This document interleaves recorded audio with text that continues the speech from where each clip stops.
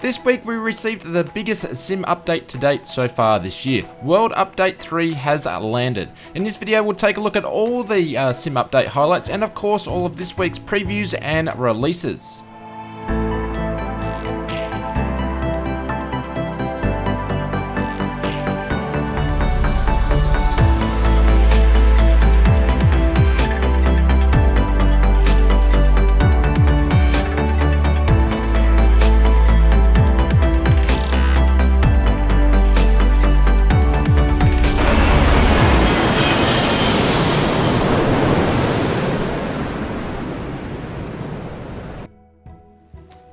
Welcome to another Microsoft Flight Simulator update video. This is where we bring you all the news, updates and development of this new flight sim. If you want to stay up to date with all the Microsoft Flight Simulator 2020 news, hit that subscribe button and help us out reach our goal of 65,000 subscribers before the end of February. So let's jump into this week's previews. Red Design this week has announced their second airport for the new sim, Waterloo Regional International Airport. Waterloo is found an 1 hour west of Toronto, and you can find such airlines as WestJet, Sunwings and Flair Airlines visiting this airport. No ETA on when Waterloo will be complete, but the team has mentioned it is mostly complete in the development stage so far. Aeroplane Heaven have released more previews of its upcoming Spitfire, showcasing the external and internal modelling of the new aircraft. As we can see from the screenshot, the Spitfire looks to be very highly detailed inside and out. Again, no ETA or price information at this stage, but from the looks of it, it must be very soon. This week, Just Flight teases us with an update of their up-and-coming project. This time, it is a video of the Piper PA-28R Arrow 3. Previously in Prepared and FSX, this is a Microsoft Flight Simulator version. It is still in development, but from the looks of this video, it is pretty far along. No ETA on price or ETA on when this will be hitting in our sims. Moving on to this week's releases, way too many airports to mention, so here's a few including other releases. Latin Viva releases AREX for Microsoft Flight Simulator. Airport Regional Environment X North America is a new product to the sim. This will customize logos and companies for the ground vehicles across North America airports in the sim. The product injects realistic looking vehicles into the airports. This includes pushback trucks, airport traffic and service equipment such as ground power units.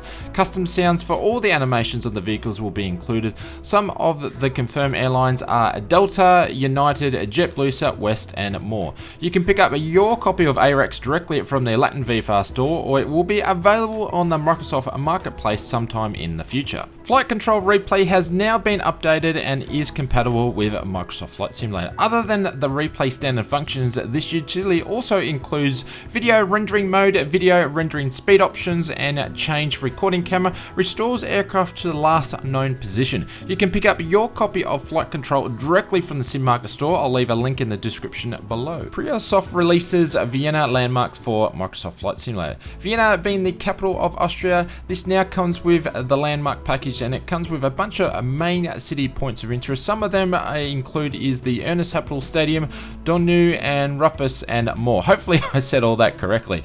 Night lighting and textures have been enhanced, custom autogen buildings and miscellaneous objects have been included throughout the city. You can pick up your copy directly from the Sim Market store. I will leave a link in the description below.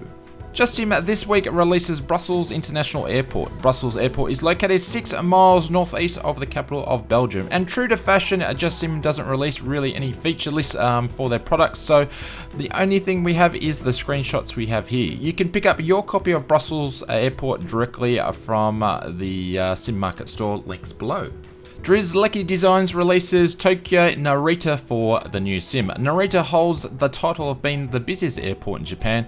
Features include up-to-date version of the airport, FPS friendly with night textures, dynamic lighting and PBR materials. You can pick up your copy of Narita directly from the Sim Market store, links below. Moving on to this week's freeware feature. Normally we showcase a freeware scenario created by the community. This week we're exchanging that for a community spotlight video from the Microsoft Flight Simulator team, featuring 4 great content creators from the UK region: Two Tone Murphy, Obsidian and a London Controller and Chewy94. I will leave a link in the description below if you want to check out that video.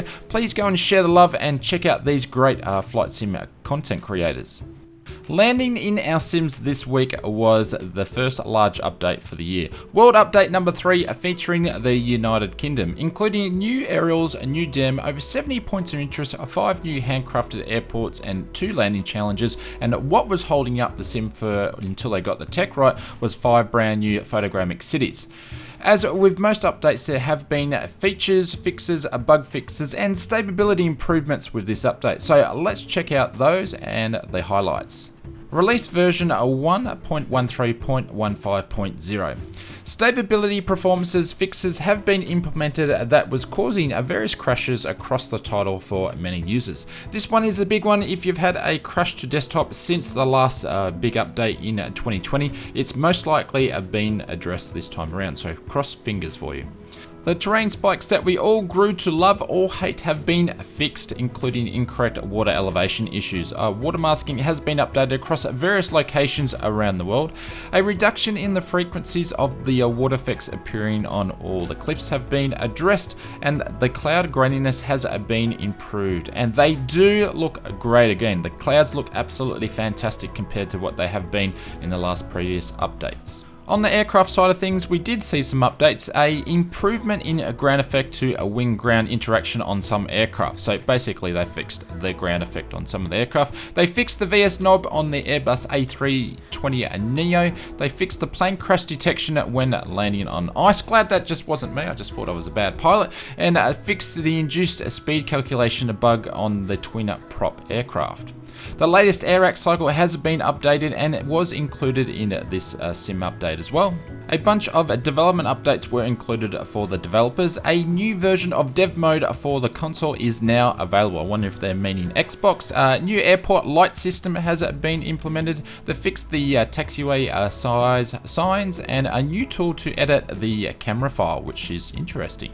A bunch of known issues have also been created with this update. If you're having troubles, I would recommend checking out the forums. All the known bug issues are there.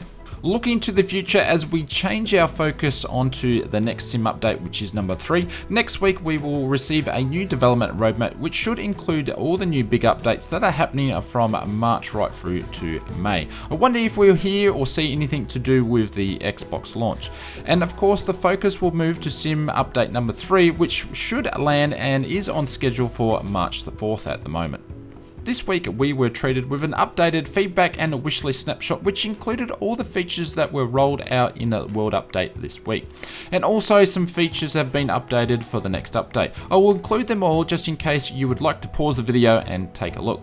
The development Q&A, which is scheduled for February, should be soon, and I expect we will get more of an insight what's happening and what's been included in Sim Update 3 that hasn't been discussed or published at this stage. In Marketplace news this week, we've seen 10 new additionals to the Marketplace, including 1 aircraft and 9 airports. We now have in total 408 airports, 21 aircraft, 203 sceneries, and 14 missions that have been released by third-party developers across many different stores. Come on, aircraft developers, we love to see some more aircraft in the sim. If you enjoyed this video, please make sure you hit that like button and also the subscribe button for more Microsoft Flight Simulator 2020 news. Help us reach our goal of 65,000 subscribers before the end of February. We will leave you with another Flight Sim video here. Why don't you check that one out and we'll see you over there.